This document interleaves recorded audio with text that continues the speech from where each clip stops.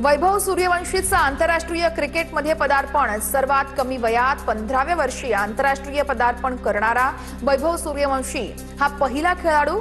Sachin तेंडुलकरचा record मोडत वैभवचं सर्वात कमी वयात आंतरराष्ट्रीय क्रिकेटमध्ये पदार्पण. लोहगड केतन अग्रवाल हत्या प्रकरणात मोठी माहिती समोर. आरोपी सिया आणि चेतनमध्ये सांकेतिक भाषेत संवाद. मोबाईलमधील डिलीट डेटा रिकव्हर केल्यानंतर माहिती समोर. आरोपी सिया गोयल, चेतन चौधरीला 14 दिवसांची न्यायालयीन कोठडी. तपासासाठी नेत असताना सियाची 2 बोटं पोलिसांच्या कारच्या दरवाजात सापडली. अपघातामुळे तिच्या बोटांना मोठी सूज आहे. वेदनेमुळे तिच्या हाताची जी स्थिती झाली आहे तीच कॅमेऱ्यामध्ये कैद झाली आहे. ते अश्लील हावभाव नव्हते, सियाच्या वडिलांचं स्पष्टीकरण आहे. 18 वर्षांपर्यंत मुलांना मोफत शिक्षण देण्याची मागणी. शहापूर तालुक्यातील 8,000 विद्यार्थ्यांनी मुख्यमंत्री देवेंद्र फडणवीस यांना पोस्टकार्ड पाठवलंय.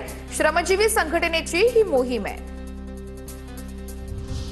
भारतीय लष्कराची ताकद आणखी वाढणार आहे. तिन्ही दलांसाठी 52,000 कोटींच्या शस्त्रास्त्र खरेदीला मंजुरी करण्यात आली आहे. संरक्षण मंत्री राजनाथ सिंह यांच्या अध्यक्षतेखाली झालेल्या बैठकीत हा मोठा आणि महत्त्वाचा निर्णय घेण्यात आलेला आहे. इराणचे दिवंगत सर्वोच्च नेते अयातुल्ला अली खामेनी यांच्या अंत्यसंस्काराच्या वेळेस इराणी नेते भावुक. संसद अध्यक्ष मोहम्मद बगेर गालिफबाफ आणि परराष्ट्र मंत्री अब्बास अरागची भावुक झाल्याचं समोर.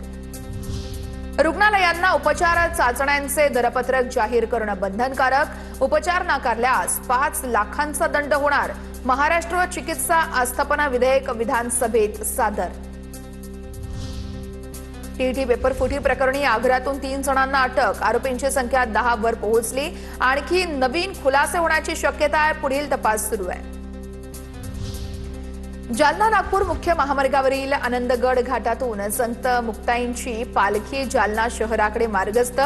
शेकडो वारकऱ्यांना पायी घेऊन चाललेल्या पालखी सोहळ्याची ही ड्रोन दृश्य आहे. ज्ञानोबा तुकारामांचा जयघोष आणि टाळ मृदुंगाच्या गजरात मुक्ताईंची पालखी मार्गस्थ झाली आहे.